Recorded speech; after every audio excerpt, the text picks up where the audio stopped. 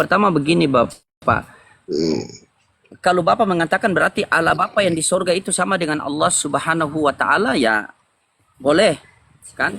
Tapi kalau Yesus disamakan dengan Jibril itu tidak boleh. Tetapi Yesus itu adalah utusan Sang Bapa yang ketika dia menerima firman dari Sang Bapa melalui Roh Kudus. Nah, Karena Roh Kudus itu nama lain daripada Jibril. Roh Kudus Gitu. itu nama lain dari Jibril. Gimana? Sebentar. Coba Roh Kudus nama lain dari Jibril, itu benar? Roh Kudus itu nama lain daripada Jibril. Sudah kalau anak sudah bilang Roh Kudus nama lain dari Jibril, Roh Kudus nama lain dari Jibril. Iya, karena Rohul Kudus kan, Rohul Kudus itu kan nama lain daripada Jibril itu. Rohul Kudus itu. Oh, Gitu.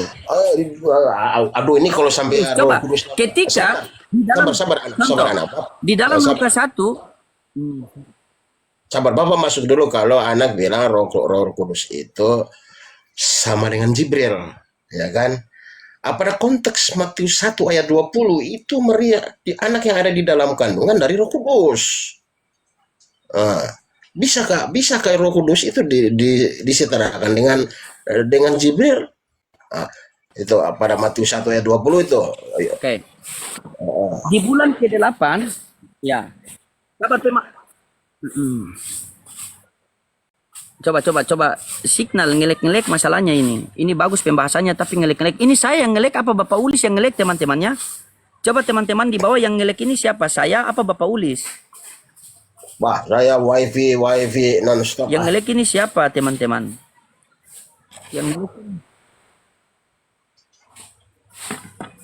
Yang ngelek siapa? Saya yang ngelek kah? Masa saya ngelek? Ngelek. Terima kasih, otak Ulis yang ngelek. Aman ya? Aman, anak suara terdengar jelas kok. Suara saya yang kurang jelas kah? Oke, siap. Jadi begini Bapak. Di dalam bulan ke-6 datanglah Gabriel kepada siapa? Maria. Di dalam bulan ke-6 datanglah Gabriel kepada Bunda Maria, kan? Tiba-tiba di Lukas 1:31 engkau akan mengandung dan melahirkan seorang anak laki-laki dan engkau namakan dia Yesus. Jadi bukan dia itu hamil dari Roh Kudus, tetapi Roh Kudus membawa firman yang dari Allah itu yang sampaikan kepada Bunda Maria itu bahwa engkau akan mengandung dan melahirkan seorang anak laki-laki dan engkau namakan dia Yesus. Begitu. Jadi sama Bapak. Di dalam Islam di dalam Islam Nabi Muhammad menerima wahyu dari Allah melalui pelantaraan Jibril. Sama juga Yesus juga menerima firman dari Bapa itu dengan perantaraan Roh Kudus. Sama juga. Makanya ketika di dalam Islam itu, maka datanglah Roh Kudus kepada kepada Miriam dan mengatakan bahwa engkau mendapat pesan akan mengandung seorang anak laki-laki. Sama.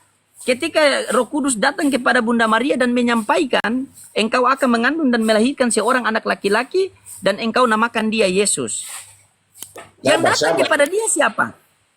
Sabar anak. Son Bos. Di dalam Matius 1 ayat 20, malaikat berkata kepada Yusuf, "Hai Yusuf anak Daud, janganlah engkau takut mengambil Maria sebagai istrimu, sebab anak yang ada di dalam kandungannya itu dari Roh Kudus. Ia akan melahirkan seorang anak laki-laki dan engkau akan menamai dia Yesus." Jadi di sini ayatnya beruntun, teratur secara rapi nih. Matius 1 ayat 20 dan 21 nih. Nah, anak dengar pelan-pelan itu bunyi ayatnya. "Hai Yusuf anak Daud, janganlah engkau takut mengambil Maria sebagai istrimu, sebab anak yang ada di dalam kandungannya itu dari Roh Kudus. Ia akan melahirkan seorang anak laki-laki dan engkau akan menamai dia Yesus." Jadi kalau menurut anak ayat ini, gimana tanggapan anak tentang ayat ini? Apakah ada salah gimana tuh menurut tanggapan anak tentang ayat ini? Roh Kudus yang membawa pesan itu kepada Bunda Maria. Bukan Roh Kudus itu hamil daripada Bunda Maria. Kalau kita mengatakan bahwa Roh Kudus itu hamil dari Bunda Maria, berarti Yesus itu dikatakan anak Roh Kudus, bukan anak Allah. Anak Allah itu anak dari Allah. Bait Allah berarti bait dari Allah. Bumi Allah berarti bumi dari Allah.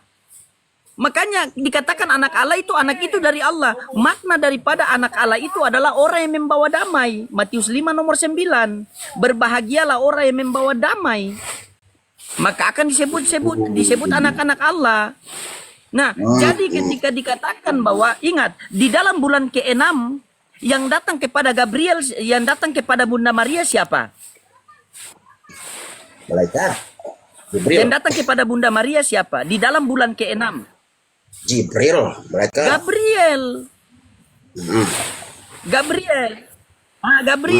Tiba-tiba Lukas 1:21 sudah jadi Roh Kudus. Engkau akan mengandung dan melahirkan seorang anak laki-laki dan engkau namakan dia Yesus. Yang membawa pesan itu siapa?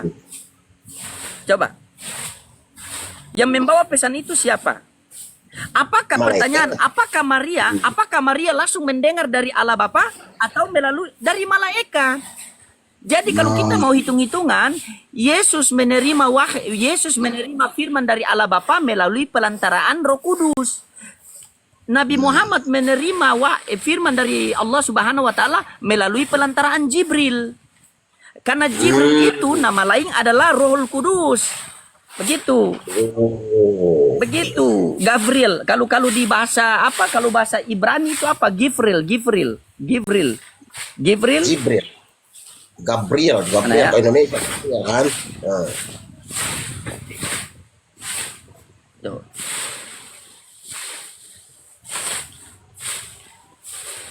Coba. Silakan, Pak. Apalagi Bapak mau tangkis di situ, coba silakan. Pemahaman Bapak bagaimana coba? Pemahaman Bapak itu bagaimana coba? Silakan. Biar enak kita ini. Karena di sini saya lihat itu ada kesamaan. Sehingga Yesus mengatakan, ya, makanya tadi saya mengatakan. Gimana? Silakan. Maksudnya sudah clear lah itu kalau anak mengatakan Jibril itu nama lain dari Roh Kudus, tidak ada lagi yang Bapak mau bantah di situ. Sudah selesai sudah. Suaraku kedengaran kah? Ada dengar. Iya. Oke lah kita alihkan pertanyaan ke lain lah dulu lah. Mumpung Bapak sudah disematkan BSM jadi Bapak Kalau saya tanya itu dulu. Bapak, begini Bapak. Kalau saya hanya mau mencari tahu pengajaran Musa alaihissalam, pengajaran Yesus dan pengajaran Nabi Muhammad itu pasti sama karena dia dari satu sumber yang sama. Tidak mungkin berbeda. Kalau kita mau berbeda berarti konsekuensi yang kita terima Tuhan itu dua, Tuhannya orang Islam dan Tuhannya orang Kristen. Nah, nanti lebih tambah pusing. Tuhan siapa yang benar nanti nih? Masa ciptaannya satu tapi Tuhannya dua? Makanya kita cari. Begitu. Begini anak. Makanya kita cari tahu benar tidak? Silakan. Bapak narasi sedikit dulu.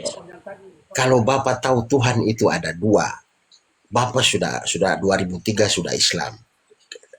Nah, kalau Bapak tahu Tuhan itu ada dua, 2003 itu Bapak sudah Islam. Karena Bapak tahu Tuhan itu cuma satu saja. Jadi Bapak mau pindah lompat sana lompat sini orang beragama seperti kodok seperti itu Bapak tidak serek. Yang Bapak mau itu beragama itu seperti burung merpati. Kalau burung merpati sudah buat sangkar di masjid ya dia setia dan tulus bolak-balik ke masjid saja. Kalau burung merpati sudah buat sangkar di gereja ya dia setia tulus bolak-baliknya ya di situ saja. Nah, seperti itu. Mumpung karena Bapak juga punya orang tua.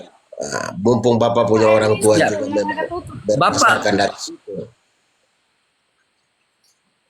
Oke, Bapak mengatakan Tuhan itu cuma satu. Ya, Bapak mengatakan Tuhan itu cuma satu. Berarti cara Bapak mengenal Tuhan itu melalui pengajaran siapa? Pengajaran Musa, pengajaran Yesus, apa pengajaran Nabi Muhammad? Yesus. Melalui pengajaran Yesus. Di dalam Kisah Para Rasul 13 nomor 26, di dalam kisah para rasul 3, di kisah para rasul 13:23 dikatakan begini. Seperti yang dijanjikan olehnya, Allah Bapa akan membangkitkan seorang juru selamat bagi Bani Israel. Sabar anak, sabar anak. Bapak ini begini loh. Bapak perbaiki dulu. Ya, perbaiki dulu. Silakan. Anak tahu, Bapak ini kalau berdiskusi atau santai seperti ini, terus kalau anak sudah lari mulai kisah para rasul turun ke bawah, itu Bapak was-was. Begini Bapak, saya kasih analogi ya. Gini anak. Sabar dulu. Bapak sambung sedikit dulu. Karena begini, pesan Bunda Maria itu bahwa kita itu harus lakukan apa yang Yesus katakan. Jadi kalau mau kisah para rasul, Petrus mau ngomong apa, Paulus mau ngomong apa, Bapak baca saja. Tetapi yang terpenting pesan dari Bunda Maria itu, lakukanlah apa yang dia katakan. Berarti kita harus melakukan apa yang Yesus katakan. Bukan apa kata Paulus, bukan apa kata Petrus. Karena Bunda Maria tidak pesan melakukan apa yang Petrus katakan atau Paulus katakan. Jadi kalau anak sudah lari sampai ke jauh, Bapak angkat tangan. Nah, Bapak pesan dulu kalau ada tamu yang dibawa yang lebih wawasan lebih luas untuk berarti sabar Bapak. Berarti Bapak mengatakan Bunda Maria mengatakan bahwa lakukan apa yang dikatakan, yaitu Yesus, kan? Benar? Oke. Nah, di dalam Matius 15:24 itu perkataan siapa di situ? Apa itu? Bagaimana bunyinya itu Matius Bapak? 12:15. Jawab Yesus, aku diutus hanya untuk kepada domba-domba yang hilang dari umat Israel. Berarti ini lagi. Dia kenal di sini kan? Dia kenal di sini kan? Nah, pertanyaan yang simpel buat Bapak. Bapak ini orang Israel atau bukan?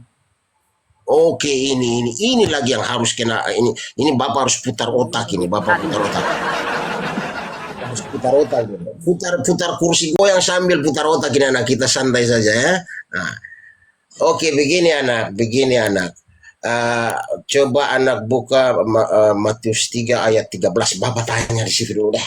Bacakan dulu Matius 3 ayat 13.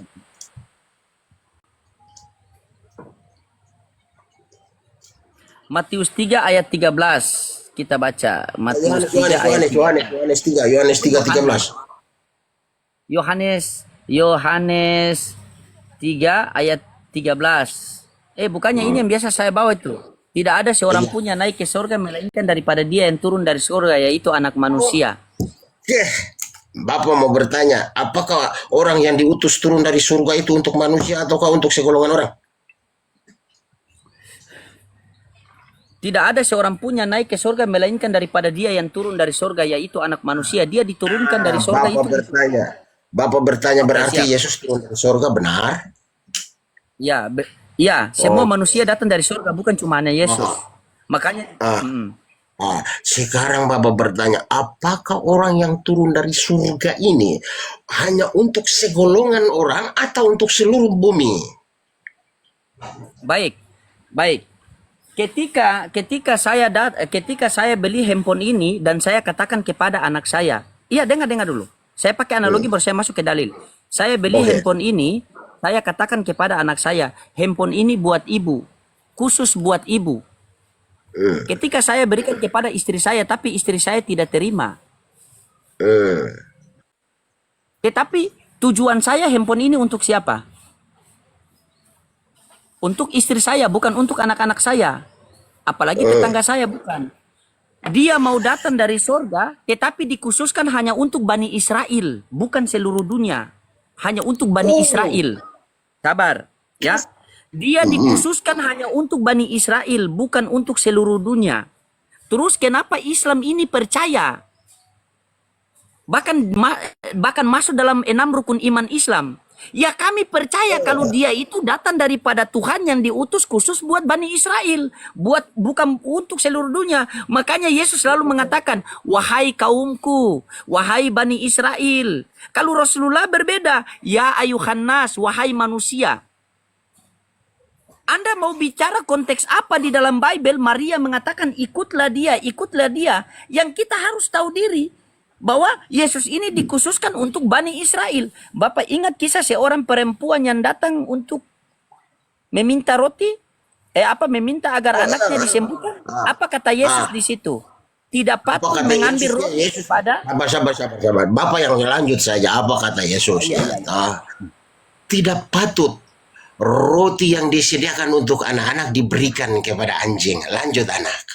Ya, yang dikatakan Tetapi- anjing itu, yang dikatakan anjing itu perempuan di luar Israel apa di dalam Israel? Oh, kayaknya di luar Israel itu anak. Nah, berarti konsep yang kita bulatkan, berarti konsep gimana? Silakan. Tapi perempuan itu kan menjawab. Tetapi anjing juga makan rame-rame dari meja Tuhan dari meja Tuhan yang jatuh. Ya, Itu konteksnya. berarti kembali ke Bapak Ulis, apakah Bapak Ulis pengen menjadi guguk? Ya kembali kepada Anda. Ya? Kembali kepada Anda. Kita kasih tertawa penonton. Hari typing yang sehat-sehat lah aku nanti. Begitu, kalau kami tidak mau, apalagi kalau Bapak baca di Wahyu 3 nomor 9, ada satu kelompok jemaat yang mereka mengaku Yahudi ternyata bukan, melainkan mereka dari jemaat iblis. Nah, bagaimana itu? Bapak lap keringat. Lap keringat, saya kasih keringat. Terus bagaimana tanggapan anak itu? Bagaimana tanggapan anak? Yohanes 10 ayat 16. Ada lagi padaku domba-domba lain yang bukan dari kandang ini. Domba-domba itu harus kutuntun juga. Mereka akan mendengar suaraku. Mereka akan menjadi satu kawanan dengan satu gembala. Itu merujuk kepada siapa domba-domba lain itu, anak? Itu orang-orang Israel, Bapak. Bukan kita ini, bukan. Wong Yohanes 17:9 Yesus mengatakan aku berdoa untuk mereka bukan untuk dunia. Terus Kristen di Indonesia jangankan sedikit doa, ampas doa pun tidak dapat. Yohanes 17 nomor 9, aku berdoa untuk mereka bukan untuk dunia. Masa dia juru selamat kalau untuk semua? Kenapa dia mengatakan aku berdoa untuk mereka bukan untuk seluruh dunia? Bahkan ketika dia mengutus 12 muridnya, dia mengatakan apa? Jangan menyimpang dari bangsa yang lain. Coba. Kenapa dia berstatement seperti itu? Ayat-ayat itu yang harus Bapak pertanggungjawabkan kalau Bapak mengatakan semua. Makanya kami orang Islam percaya Yesus ini sebagai juru selamat bagi Bani Israel. Begitu. Kenapa Nabi Muhammad ini juru selamat bagi seluruh manusia? Karena dia Nabi yang terakhir. Dia Nabi yang terakhir. La Nabiya ba'da setelah Nabi Muhammad. Coba. Makanya Nabi-Nabi terdahulu itu diutus untuk kaum-kaumnya saja. Untuk kaumnya saja, untuk kaumnya saja, untuk kaumnya saja. Begitu. Nah, makanya di zaman-zaman dulu itu belum ada agama Islam, yang ada itu Muslim. Muslim itu berserah diri kepada satu Tuhan. Nanti ketika Nabi terakhir yaitu Nabi Muhammad SAW, baru Allah mengatakan telah kusempurnakan Islam untukmu dan telah kuridoi Islam sebagai agamamu. Maka Muslim itu adalah orangnya, agama adalah Islamnya. Begitu. Kenapa zaman dulu Allah tidak turunkan agama Islam kepada mereka? Karena masih ada Nabi ke depan. Masih ada Nabi ke depan. Hataman para Nabi yaitu Nabi Muhammad. Penutup seluruh para Nabi. Begitu. Makanya makanya Yesus mengatakan masih banyak yang ingin aku katakan. Tetapi waktuku tidak sempat lagi. Tetapi roh penghibur itu ketika dia datang. Maka dia akan memberitahukan segala-galanya. Saya tanya sama Bapak. Kalau dalam hukum rumah tangga yang simpel saja. Kalau hukum rumah tangga yang simpel saja. Apa hak-hak istri kepada suami? Kalau di dalam Kristen tidak menjelaskan secara spesifik ya, cuma itu poinnya. Sehingga Yesus mengatakan, sabar, Bapak jawab dulu. Secara di dalam Kristen tidak menjelaskan secara spesifik, secara mendetail. Cuma hai istri-istri, taatlah kepada suamimu, hai suami-suami, hormatilah istrimu. Secara itu saja, secara umum saja. Tetapi secara spesifik itu tidak ada. Yang satu, istri harus taat kepada suami, suami harus menghormati istri. Terserah, yang sisanya terserah manusia mempunyai nalar bagaimana caranya itu menghormati dan bagaimana caranya menghargai saja. Secara eksplisitnya nggak ada aturan-aturan seperti itu. Hanya dikasih, hai istri, taatlah kepada suamimu, hai suami, hormatilah istrimu. Hanya seperti itu dikasih. Tetapi secara eksplisit, suami harus begitu, istri harus begini, tuh nggak ada secara eksplisit seperti itu, anak. Mohon maaf, Bapak hanya bisa menjawab seperti itu saja. Makanya itu yang dijelaskan oleh baginda Nabi Muhammad SAW yang lebih detail. Sehingga Yesus mengatakan masih banyak yang ingin aku katakan, tetapi waktuku sudah tidak banyak lagi. Tetapi apabila roh penghibur itu dia datang, maka dia akan memberitahukan segala-galanya. Masa di sini Bapak tidak connect? Masa Bapak tidak connect? Bapak boleh tidak? Bapak begini, simpelnya begini Bapak. Boleh tidak kalau kita hidup di pemerintahan Jokowi tetapi kita pakai aturan Megawati? Coba dulu, Boleh tidak? coba penuntut, coba. Ya. Makan dulu, pentolan makan dulu. Anak, sebelum Bapak makan cilok, Bapak kasih tahu saya bahwa hari ini anak bikin Bapak seperti perahu di atas lautan, gelombang tiup deras.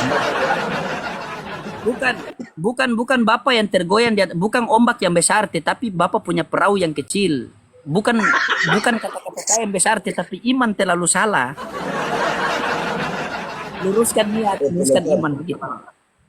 Penonton, kalau ada kata-kata kalian yang lebih ekstrim daripada yang typing yang tadi, yang lebih ekstrim lagi, saya suka mendengar. Supaya Baik, saya biar bisa saya kasih nasihat buat netizen dulu. Ya, biar saya kasih nasihat buat netizen sedikit dulu Bapak ya.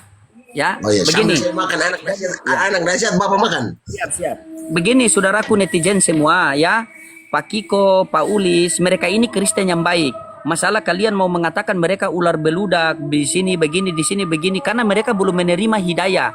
Minimal mereka itu tidak menghujat. Itu poin yang terutama. Begitu. Bukankah kita punya tanggung jawab warabbaka faqabbir?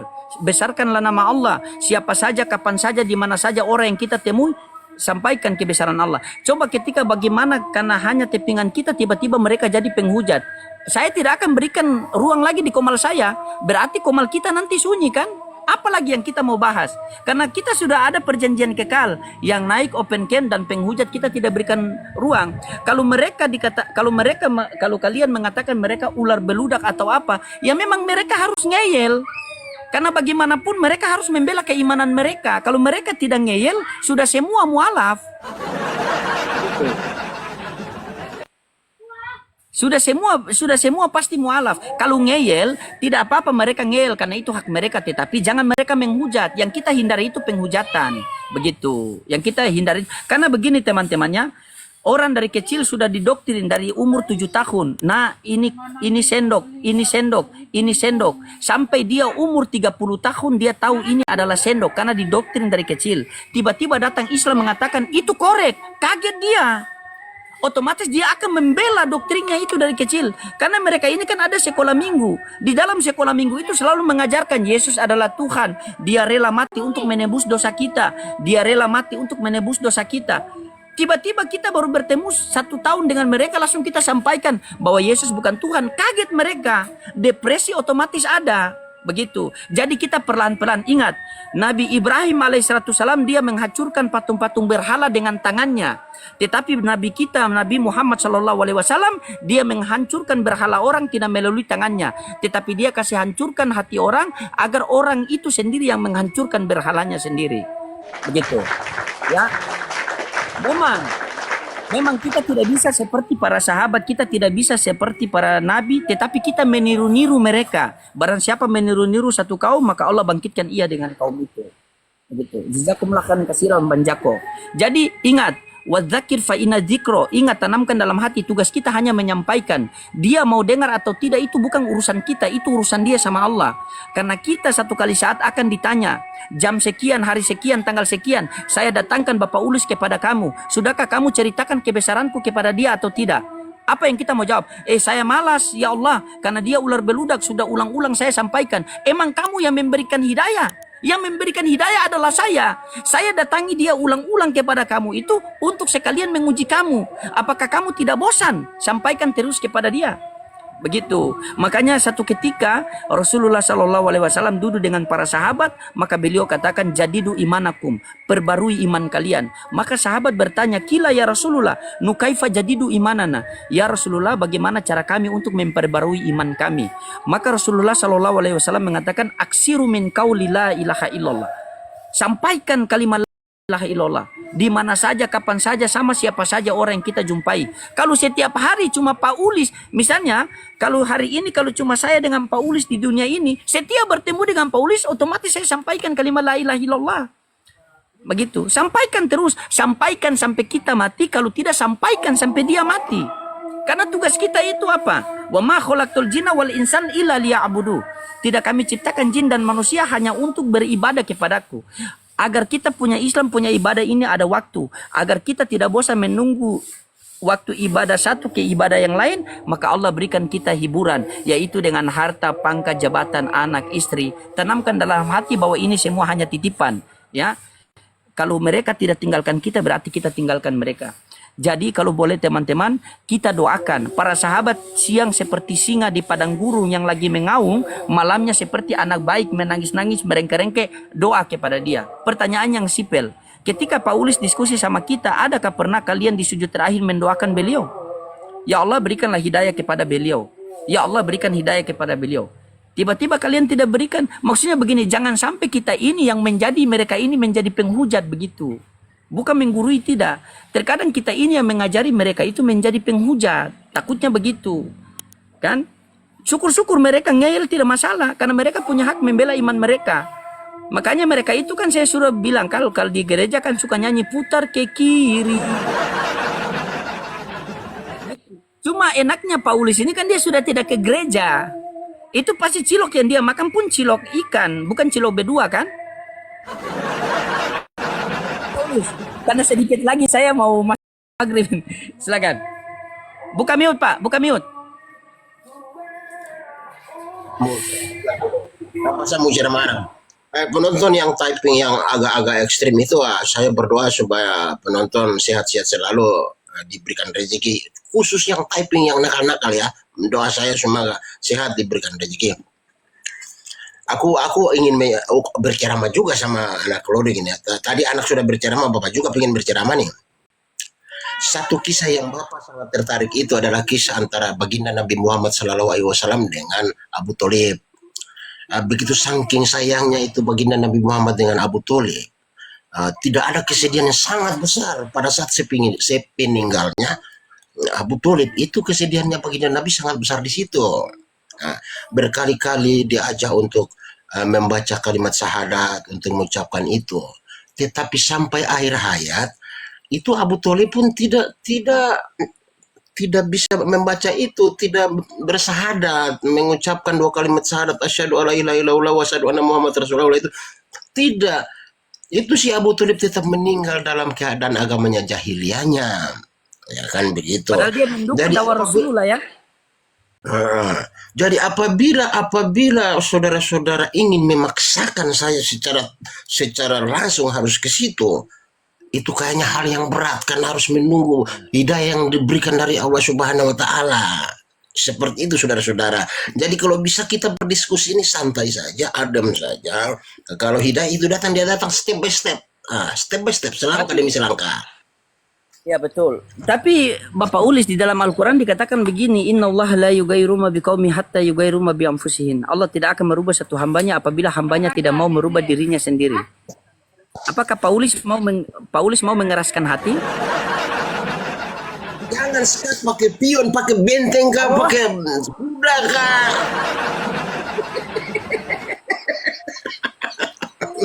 Begitu kan? Takutnya Paulus ini, nah mungkin pemikiran netizen di bawah, iya Paulus ini karena tidak mau berubah ya ingat, innallaha la yughayyiru ma biqaumi hatta yughayyiru ma bi anfusihim. Allah tidak akan merubah satu hambanya apabila hambanya tidak mau merubah dirinya sendiri. Begitu. Jadi ketika Bapak Ulis, saran saya begini, ketika Bapak Ulis bertemu Ustadz Tahta, ketika Bapak Ulis bertemu dengan Bang Juma, satu pertanyaan yang Bapak Ulis tidak paham, bertanya terus pertanyaan itu sampai paham. Di situ akan kelihatan Pak Ulis ini betul-betul mau merubah diri Pak Ulis atau tidak. Jangan mengatakan anak-anak Bapak sudah paham, ternyata besok tanya ulang. Anak-anak Bapak sudah tahan, ternyata besok tanya ulang. Nah, itu yang diberikan gelar ular beludak. Sabar, siapa yang ada typing di bawah, naikkan saya Paulis. Siapa itu? Siapa kah? Tadi ada typing, saya lihat, naikkan saya Paulis. Kalau aku bisa naikkan, aku sudah naikkan dari tadi. Bang siapa kah?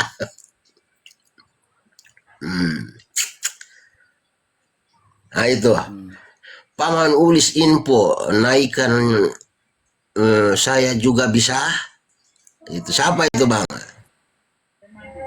Siapa itu? Siapa? Itu yang ada typing. Paman Ulis info, naikkan saya juga bisa. Silakan. Ya. Dakwah kita itu berbeda-beda teman-temannya, metode cara penyampaian kita itu berbeda-beda. Saya itu menyampaikan bagaimana agar orang yang diskusi dengan saya bisa merasa nyaman, dan yang kedua netizen juga dibawa mendapat hiburan dan mendapat ilmu, itu saja. Kan sudah capek-capek orang tap-tap layar sampai 500 tiba-tiba tidak dapat ilmu kan, begitu.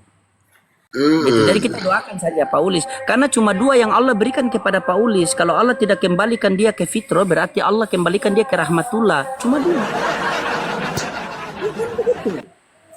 Kan cuma dua. Makanya kenapa sudah dicontoh-contoh para nabi kan? Istrinya Nabi siapa? Pamannya Rasulullah bagaimana? Kan?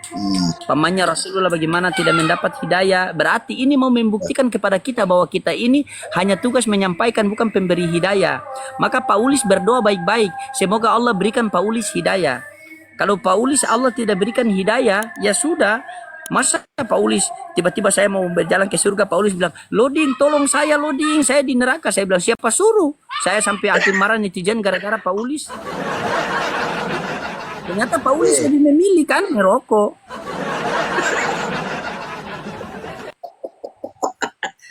Kan begitu Pak Paulis. Makanya Bapak Ulis berbicara, dengar, Bapak Ulis berbicara masalah konteks Yesus begini, Yesus baik, Yesus kasih, Yesus. Itu kami orang Islam percaya. Tetapi semua yang dilakukan oleh Yesus itu untuk Bani Israel. Kita ini kan Bani Papua. Kan? Jangankan hidung, kulit saja tidak sama. Begitu. Makanya ketika itu, makanya saya selalu mengatakan bahwa Kristen itu bukan pengikut Yesus, tetapi penyembah Yesus. Begitu. Coba saya tanya sama Bapak Ulis. Ketika Yesus di Taman Getsemani, maka majulah dia sedikit lalu sujud dan berdoa. Berarti Yesus berdoa dalam keadaan bersujud. Sepakat? Sepakat. Dari sekian agama yang Bapak lihat, agama mana yang doanya dalam keadaan bersujud? Ya pasti Islam lah. Sudah. Kalau Bapak sudah tahu itu, buat apa lagi Bapak kunci hati? Kan?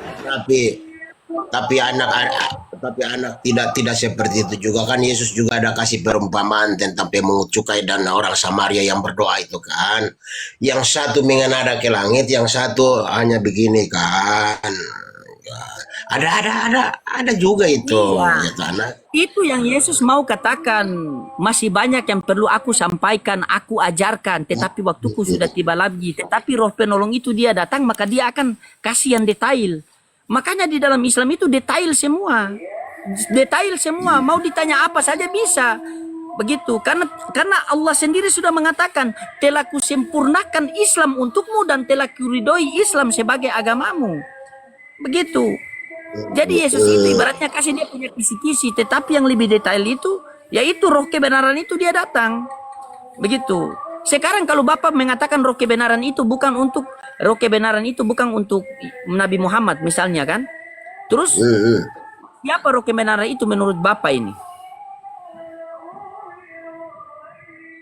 Kalau Bapak, bagaimana ya kalau bicara roh kebenaran?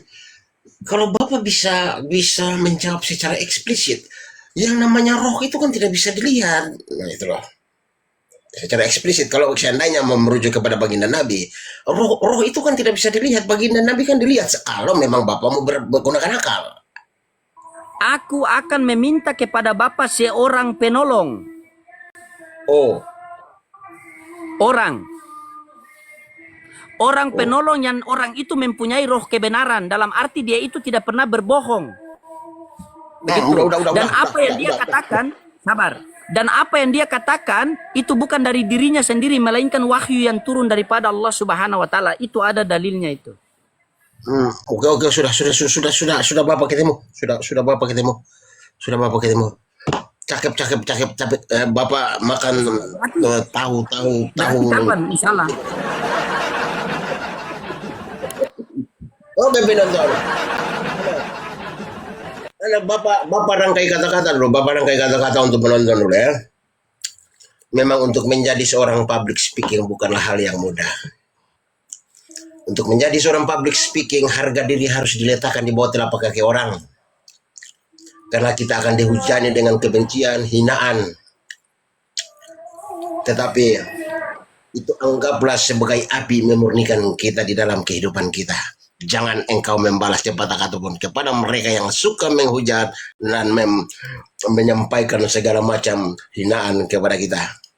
Mungkin seperti itu yang Bapak ingin katakan kepada penonton. Jagalah lidah. Karena setiap orang akan dibenarkan dengan ucapannya dan setiap orang akan dihukum dengan ucapannya. Salam hormat. Pak Ulis. Ya, Pak Ulis juga terima kasih karena di sini juga sudah mau masuk waktu maghrib. Mungkin saya mau rungkat dulu. Nanti insya Allah habis sholat isya baru kita lanjut lagi. Ya, Pak Ulis. Oke, anak. Bapak, nah, di dalam sebentar sedikit saja. Di seluruh komal-komal ini yang Bapak merasa nyaman ngobrol, bahagia ngobrol cuma dengan komal anak. Bapak angkat jempol kepada anak, sekalipun orang mengatakan komal loading itu terhujat atau segala macam, tetapi Bapak mendapat hiburan, Bapak mendapatkan ilmu, Bapak mendapatkan kebahagiaan di komal anak. Teruslah kejar apa yang anak inginkan. Bapak cuma berharap semoga Allah Subhanahu wa taala selalu menuntun, menyertai di dalam dakwah anak. Terima kasih, selamat sore. Sampai bertemu kembali dalam acara yang sama. Salam hormat dari anak, salam hormat penonton. Salam hormat.